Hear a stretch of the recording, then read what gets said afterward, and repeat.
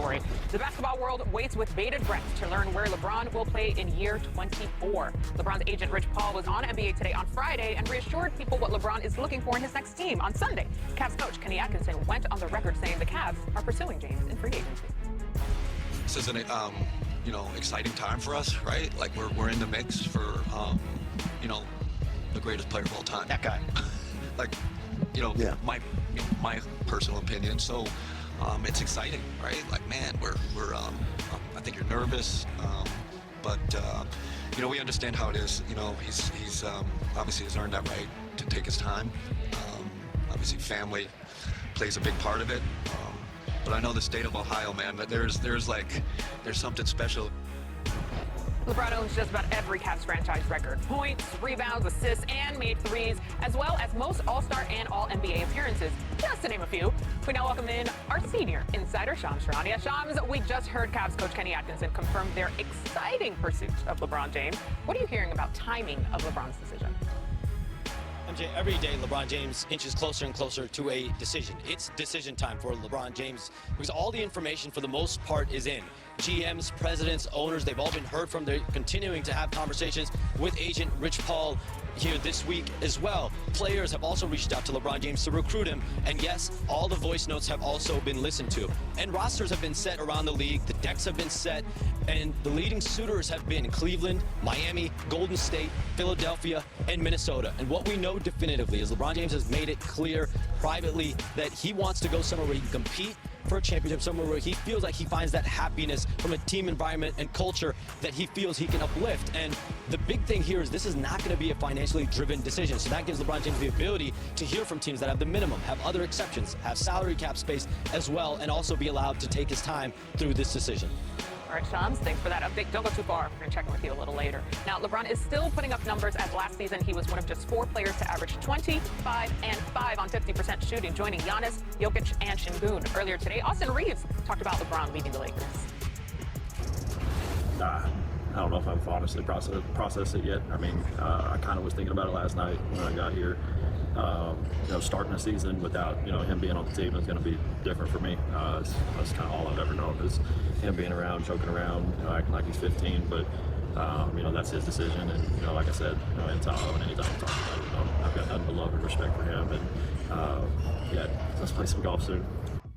Not golf. All right, here in the studio with Tim McMahon and, of course, Big Perk. Kendrick Perkins joining us now. Perk, it has been about 2 weeks since LeBron and the Lakers parted ways. So, all things considered, where is the best option for LeBron? Back home, and I think he already knows that. I think he's embracing this moment to just feel love, right? Get all the calls, get all the text messages, so he can continue to feel love and appreciate it. But I'm pretty sure that LeBron James and Rich Paul both know where they're headed. And in my opinion, it's, to this point, the best place is Cleveland. I mean, they have all their pieces still intact. When you think about this team, yes, they fell short. Yes, there was a disappointment in the conference finals the way that they went out. But you add LeBron to that roster, he's going to impact Donovan Mitchell. He can impact James Harden. He definitely could impact Kenny Atkinson. And by the way, if they do want to seal a deal and get LeBron to Cleveland, can we please pause with Kenny Atkinson doing any interviews? Don't want to scare him off. Don't want to scare him off by saying the wrong thing. So pause with Kenny Atkinson, and I'm pretty sure LeBron wants to head back to the crib. Perk said, be cool. All right. Tim, what do you want the outcome to be for LeBron? Listen, I want the storyline of him going home again. It started in Cleveland for him. It's only right that it ends in Cleveland. It would be weird to see him put on a uniform that he's never put on before to end his career. But this is the storybook ending. And I do think storyline matters. He's had a film crew following him around. That's going to continue this year. There will be a documentary. The storyline matters. Now, just like if I'm playing NBA 2K, what do I want to see? I'd like to see him in a Denver Nuggets uniform playing with Nikola Jokic. I think that would be fascinating to kind of turbo boost another contender in the Western Conference. But as much as it pains me to agree with Perk, coming home for the 3rd time, finishing it where it started, that's what makes the most sense if I had a vote, which clearly I do not. Who knows at this point? Wait, Perk, I heard you react there a little bit to the Denver possibility there. Yeah, I'm not mad at. I wouldn't be mad at that. I mean, LeBron and Jokic, definitely puts them back in the thick of things. If they could get him with OKC and the Spurs. But again, to me, it's just the writing's on the wall that he's probably going to be heading back to Cleveland. I don't see it working with Miami, but I would love to see or hear some more conversations from Philadelphia to see what type of pitch are they actually making to try to draw him to the 76ers. I know you just breezed by it, but you know your audience because you said Miami, and we will leave it at that. But wait, Philly. Philly is intriguing. How many basketballs are they going to play with? Stop it. I'm just asking. Embiid's got to touch it. He's got to get it down to the low post. Jayden Brown clearly wants it. Tyrese Maxey's their best player. Like, how many basketballs are you going to have on the floor one time? I mean, we saw him sort of sit back a little bit this year and dish it out a bit more, take a secondary role. LeBron is capable. He's capable of playing any role if he's choosing. What's he choosing? Yeah. We shall see. Maybe he loves to keep us in anticipation. I get it. It gives us more stuff for the rundown. Okay, from the king to the alien, Spurs big man Victor Wembanyama has agreed to a 5-year, $252 million maximum rookie scale contract extension. So here's the math. Wemby decided on the 25% maximum instead of the 30% super max escalators to $303 million. After he and the Spurs, of course, went through multiple frameworks. The deal could potentially save the Spurs roughly $50 million over the next 5 years. So NBA PA Executive Director David Kelly spoke on the NBA salary cap in relation to Wemby's deal, saying, "We think the players should make decisions for themselves and we should not be pocket watching. The system should not require a player to carry all of that burden. We should not put a player in the position to carry the burden of keeping a team together." So Wemby's new contract has the NBA buzzing, of course, and it could have huge ramifications around the league. Big perk. Do you love or hate Wemby giving the Spurs a hometown discount, if you will? Well, Tim, MJ, the word of the day is J-O-B, job. Because although basketball is entertainment to us and we love to watch it, it is a job to the rest of the players. And in no other workspace are people asked to take a pay cut. Like Stephen A. signed his contract here at ESPN. They didn't go in and say, hey, you want to leave some room for Kendrick Perkins to make some money? Adam Schefter just signed his contract. I bet you they didn't bring up my name and say, hey, you want to leave a little wiggle room for Big Perk? We got to make sure. No, that's not how it works. And I have never gave advice to young players or players to say, hey, leave a dime on the table. No, absolutely. You need to max out, and especially a guy like Wemby, a guy that is selling jersey, a guy that is putting butts in seats, a guy that has brought San Antonio back to being relevant again. And so when you think about what he is doing and has done already for this franchise, I think it is a bad decision. I think because when you look forward, now all of a sudden you're setting an example in that locker room. And, you know, Tim, you may be able to harp on this a little bit more, but when Dylan Harper, Stephon Castle decide to come up, when it's time for them to come up for that contract, you know, are you saying you want them to take a pay cut as well? Perk, I was just hanging out in your green room and I was going through the couch cushions. I damn near found my whole salary in there, so I don't know what you're talking about. Listen, you clearly don't like it, but the word of the day, the word of the career for Wemby is W-I-N. Win. And he's putting his money where his mouth is. I don't blame the Players Association for saying this is a bad spot for players to be in. I think the solution is Supermax should not count towards the salary cap, the aprons, the luxury tax. You can max them out, and then the Supermax, they're paid, but it doesn't count towards all that nerdy crap, okay?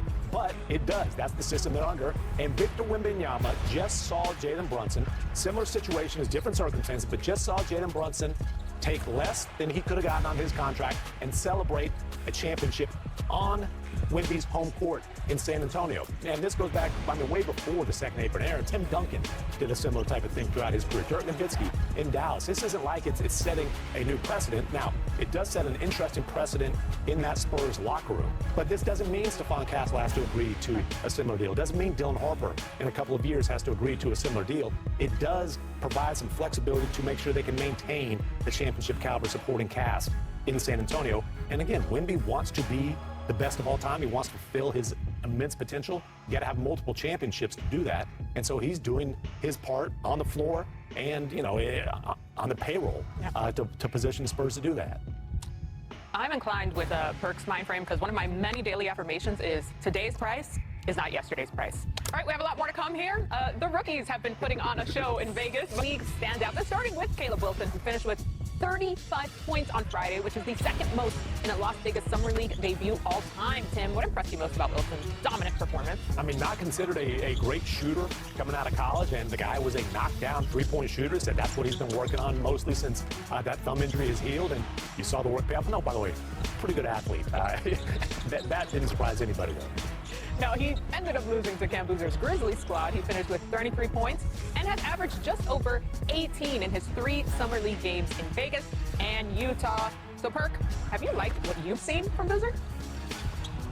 I have on both ends of the floor. He's a man that's on a mission, and when you see guys like this playing this hard in summer league, he feels some type of way because in his mind he should have been a #1 pick. But the thing that I'm most impressed about his game is the way that he's able to put the ball on the floor from the outside in the perimeter. I saw him running screen and roll action. I was impressed by that. Yeah, he's crushing. All right, so the #1 overall pick, Dybantsa, is averaging 25 points in his 2 games in Vegas. He became the first #1 pick to score 20 or more points in each of his first 2 games. Tim, has AJ proven to be worthy of that top pick? I mean, it takes a lot more than a couple of summer league performances to prove that, but he damn sure looks the part. 6'9", looks like he's gotten stronger since his time at BYU.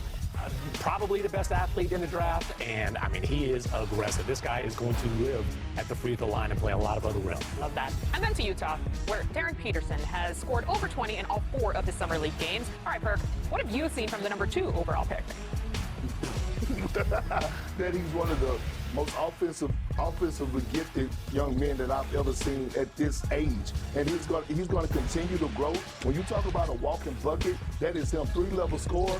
Before the draft, I said that his floor was Bradley Beal and his ceiling was Kobe Bryant. His floor is more like Devin Booker, and his ceiling is Kobe Bryant when it comes to putting the ball in the bucket. Ooh, let's go. Okay, we now welcome in college basketball analyst King McClure, who covered all of these guys last year. King, great to see you. Which rookie has been the most impressive player of the summer league so far? We got to take it to D.C. We got to talk about my man AJ Dybantsa, because what impressed me the most is when you look at the summer league, a lot of the guys who were in the top 10, they had the opportunity to be able to play and get a few games under their belt, whether that be in California or whether that be in Utah. But AJ did not have that opportunity. AJ had to come out day one, biggest stage, him versus Darren Peterson, and go prove that he was worthy of the #1 pick. And he has shown that. I mean, his ability to be able to get to the rim, draw fouls. He hasn't shot the 3 well, only 1 for 11 in the first 2 games. But his poise off the pick and roll with his size, as Tim mentioned, I mean, AJ is looking like he is well deserved of that #1 pick. Perk, you like what you've seen from AJ? I do, and I like what I see from a lot of the guys in the lottery as well. And I'm gonna take a little shift. I love what I'm seeing from Burries from Milwaukee that was drafted from Arizona. When you talk about one of the most underrated guys in this draft, he has been tearing the summer league up. His shooting splits have been phenomenal. Him being efficient. And so when you think about just how deep this draft is, when you look at what Caleb Wilson, what he did in his first outing, like Tim said, he's not even known for a shooter, but he came out and had 7 3-point shots, 7 made threes. And when you talk about Darren Peterson, like, again, offensive talent, like being able to score the ball. I don't know if it's a shot that he made that I seen touch the rim. Like everything is all net all the time. He's great on the ball. He's great off the ball. You can run multiple actions for him, and he's just getting started. Like as he continue to watch film, as he continue to learn how to pick his spots, he's going to be so dangerous offensively. I expect him to come into the league averaging 22 to 25 points in his rookie season. This is going to be one hell of a rookie of the year race. You've got all 4 guys at the top of the draft stepping into featured roles, and they look like they're ready to hit the ground running. Last year, it was Cooper versus Khan. I think this might be a 4-way rookie of the year fight for the ages. Ooh, I love that for us. Okay, the Bulls and Jazz play tonight on ESPN. We don't expect Darren Peterson to play since they played yesterday. Caleb is coming off an incredible debut. So, King, want to bring you back in here. How dangerous of a rookie can he be if he shoots at a high clip? You know, I don't want to overreact to just one game, but I was so impressed with Caleb.